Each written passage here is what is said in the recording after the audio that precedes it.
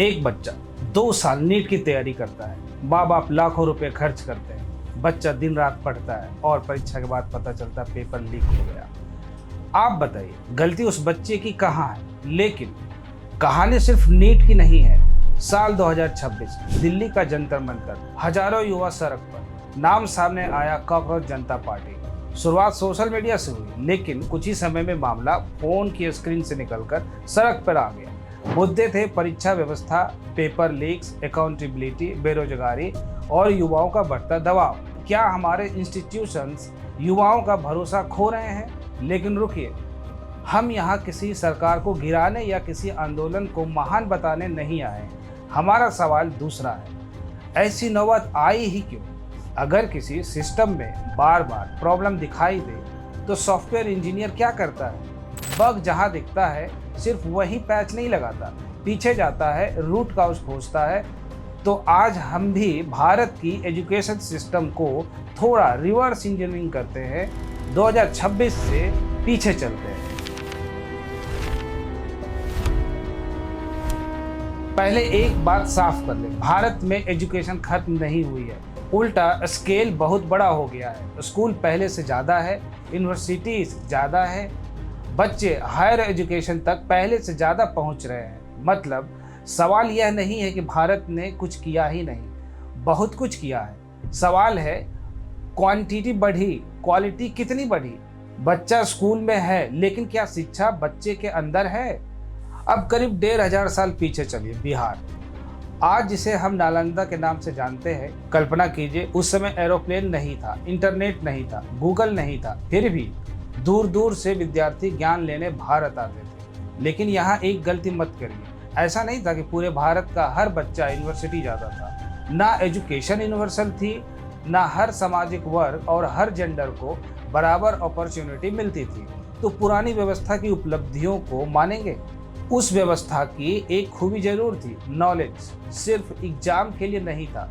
Philosophy, भाषा, mathematics, medicine, astronomy, logics और जीवन से जुड़े अनेक विषय पढ़े जाते थे। फिर भारत की सत्ता बदली, दिल्ली सल्तनत आई, बाद में मुगल एम्पायर आया।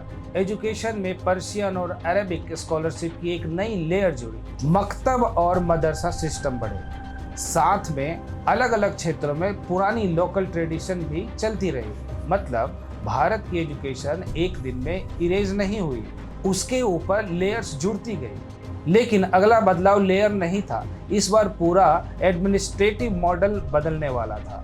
हम अक्सर एक नाम सुनते हैं, मैकाले, और फिर कहानी बनाई जाती है कि मैकाले आया और भारत की पूरी एजुकेशन सिस्टम को बर्बाद कर दिया।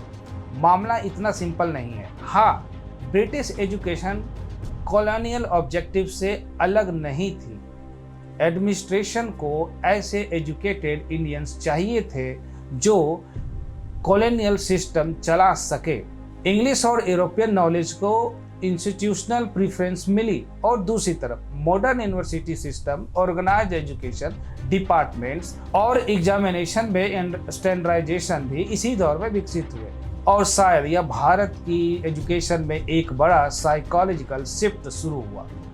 ज्ञान प्राप्त करो से क्वालिफिकेशन प्राप्त करो, क्वालिफिकेशन से नौकरी प्राप्त करो, और धीरे धीरे सर्टिफिकेट, मार्क्स और एग्जामिनेशन हमारी एजुकेशन के सेंटर में आते गए। देश आज़ाद हुआ, लेकिन अंग्रेज चले गए तो उनके साथ गरीबी नहीं गई, अशिक्षा नहीं गई, स्कूलों की कमी नहीं गई। भारत को अब करोड़ों लोगों के लिए मास एजुकेशन सिस्टम बनाना था।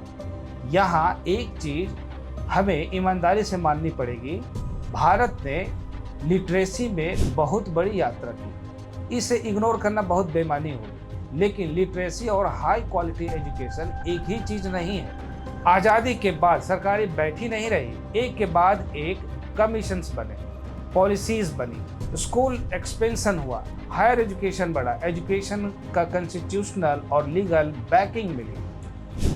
1948 से 1949 यूनिवर्सिटी एजुकेशन कमीशन बना, 1952 से 1953 सेकेंडरी एजुकेशन कमीशन बना, 1964 से 1966 कोठारी कमीशन बना, 1968 नेशनल पॉलिसी ऑफ एजुकेशन, 1946 और 1992 नेशनल पॉलिसी ऑफ एजुकेशन में बदलाव हुए। बदलाव छोटा मोटा नहीं हुआ, बड़े पैमाने पर हुआ। फिर सर्व शिक्षा अभियान और राइट टू एजुकेशन।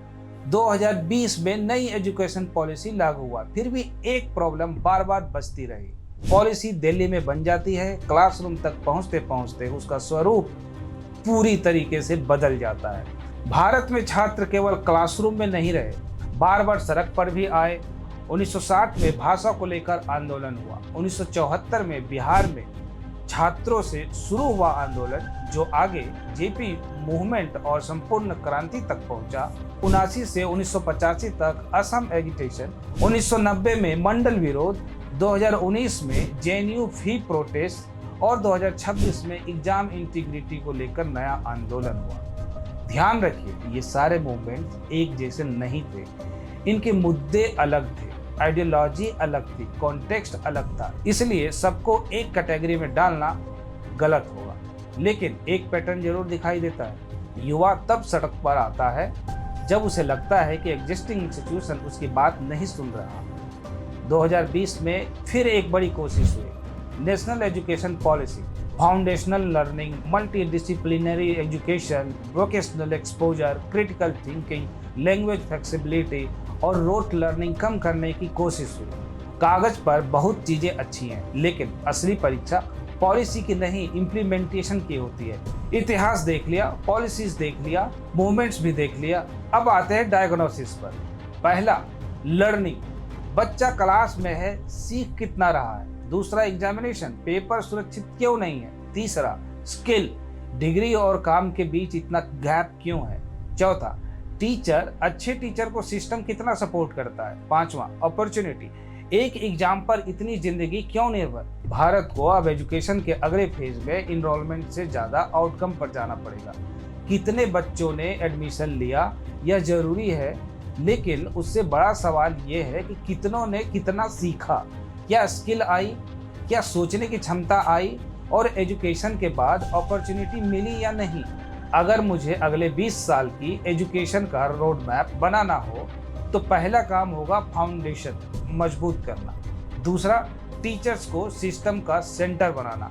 तीसरा, एग्जाम लीक को एडमिनिस्ट्रेटिव गलती नहीं, इंस्टीट्यूशनल ब्रीच मानना। चौथा, क्लासरूम और इंडस्ट्री को जोड़ना। पांचवा, एक बच्चे की पूरी जिंदगी को एक एग्जामिनेशन के भरोसे मत छोड़ना। और छठा, एआई से डरना नहीं, एआई को एजुकेशन में ऐसा टूल बनाना जो अच्छे टीचर की क्षमता को कई गुना बढ़ाए। तो कहानी जंतर मंतर से शुरू हुई थी, लेकिन आखिर में पता चला समस्या एक नीट पेपर की नहीं, ये हजारों साल में बदलती हुई भारतीय शिक्षा की कहानी है। हमने बहुत कुछ खोया, बहुत कुछ पाया, बहुत गलतियां की और बहुत प्रगति भी की।